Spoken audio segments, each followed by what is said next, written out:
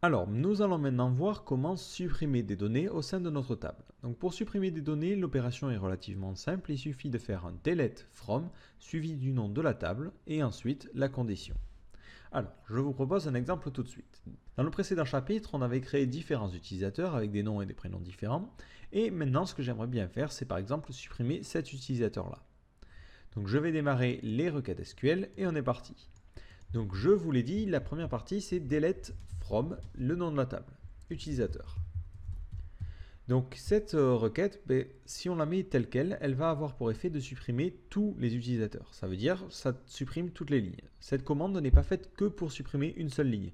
Donc du coup, il faut faire très attention lorsque vous exécutez des requêtes de type delete, tout simplement parce que vous ne pourrez pas revenir en arrière. Une fois que vous avez supprimé une ou plusieurs lignes de votre tableau, elles sont perdues à jamais. Il n'y a pas un petit système de corbeille qui vous permet de les récupérer. Donc on verra dans un chapitre suivant comment utiliser les transactions pour éviter ça. Mais maintenant, faites très attention, tout est définitif. Donc il faut indiquer en plus une condition pour choisir la ligne à supprimer. Donc pour indiquer une condition, il suffit de faire where et ensuite une condition. Donc les conditions, c'est un petit peu comme toutes les conditions qu'on a l'habitude de voir dans n'importe quel langage. Ici, par exemple, on va supprimer l'utilisateur qui a le prénom John2. Donc ici, on met where, le nom du champ, prénom, et sa valeur. Ici, c'est John2. Alors attention, un petit peu comme dans le insert, lorsqu'on parle de chaîne de caractères, on les entoure de guillemets, sinon il ne va pas comprendre. Donc là, ça dit ça veut dire supprime les utilisateurs qui ont le prénom John2. Donc j'exécute. Donc on me demande confirmation, parce que c'est une requête de suppression.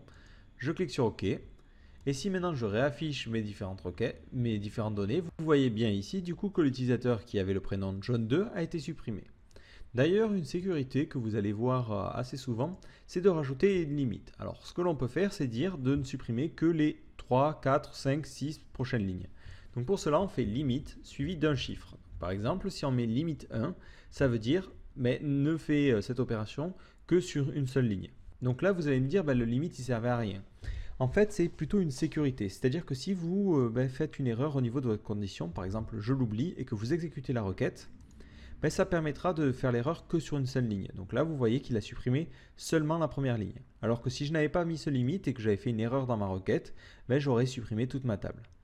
Donc ce que vous pouvez faire, ce n'est pas nécessaire, c'est vraiment une sécurité, c'est rajouter limite suivi du nombre de lignes à supprimer. Comme ça vous permet d'avoir une sécurité et d'éviter de supprimer toute votre table. Donc pour les conditions, on y reviendra lorsqu'on va parler des sélections de données. Vous pouvez faire vraiment les mêmes conditions que lorsque vous allez récupérer des données. Donc vous pouvez avoir des conditions plus ou moins complexes. Donc en général, ce que vous allez utiliser, c'est la clé primaire. Justement, l'intérêt d'avoir une clé primaire, c'est d'identifier chacune des lignes de notre tableau. Donc quand on va supprimer un enregistrement, il faut prendre l'habitude de sélectionner l'id. Donc vous allez souvent faire where id égale 4 et vous rajoutez le limite pour être sûr justement que vous n'allez supprimer que cet utilisateur-là. J'exécute, hop, et vous voyez que j'ai bien supprimé l'utilisateur qui avait l'id 4. Un autre détail important à propos de l'auto-incrément. Si je supprime l'utilisateur qui a l'id 6, donc ici je mets where id égale 6,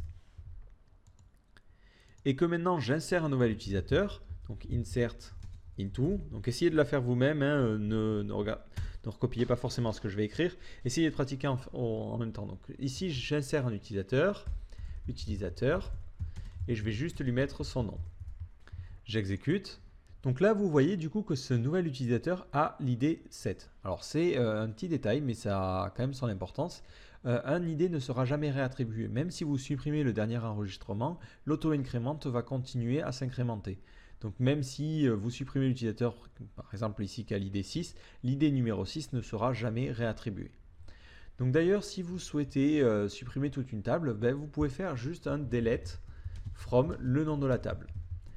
Le principal problème de cette requête-là, elle va bien s'exécuter, vous voyez que je n'ai plus aucun enregistrement, c'est que lorsque je réinsère des données, donc ici je vais faire ça vite fait, lorsque je réinsère des données, vous voyez que l'id, lui, ne s'est pas réinitialisé. Donc si vous voulez vraiment supprimer et vider complètement une table, il y a une autre requête à connaître, c'est la requête truncate. Donc la requête est relativement simple à faire, c'est truncate, table, et le nom de la table à utiliser. Donc ici, utilisateur. J'exécute cette requête-là, elle vide complètement la table. Si maintenant je fais un insert,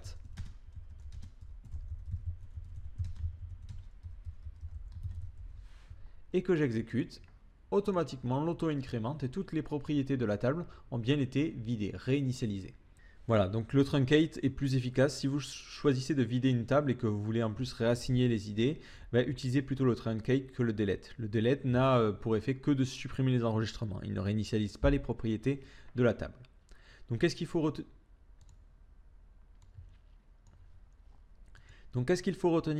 de ce chapitre-là? Donc pour supprimer des enregistrements, il suffit de faire delete from suivi du nom de la table, where et notre condition. Donc la condition est une condition relativement simple. Donc on y reviendra dessus comme je l'ai dit plus tard. C'est where le champ est égal à une valeur. Si c'est un entier, vous pouvez mettre champ égale l'entier. Si vous voulez mettre plusieurs enregistrements, donc on verra une fonction un petit peu plus rapide, mais vous pouvez aussi utiliser des et des ou. Par exemple, vous pouvez dire ou le champ numéro 1 est égal à 2 ou le champ numéro 1 est égal à 3. De la même façon, vous pouvez utiliser des et, champ 1 égale à 2, et en plus, et je veux que le champ 2, par exemple, soit égal à 3. Vous pouvez comme ça créer des conditions plus ou moins complexes. Donc ne vous inquiétez pas, on reviendra justement sur tout ce système de conditions dans le chapitre qui concerne la sélection des données, donc le chapitre consacré au select. Voilà, donc en plus si vous souhaitez sécuriser les suppressions, ce que vous pouvez faire c'est rajouter un limite pour indiquer le nombre d'enregistrements que vous souhaitez supprimer. Donc prenez l'habitude, si vous souhaitez faire une suppression que d'une seule ligne du tableau, de rajouter un limite 1. Ceci vous permettra, en cas d'erreur, d'éviter de supprimer toute votre table. Surtout que cette opération, je le rappelle, est complètement irréversible. Et enfin, si vous souhaitez vider totalement votre table, il vous suffit de faire truncate table, suivi du nom de votre table.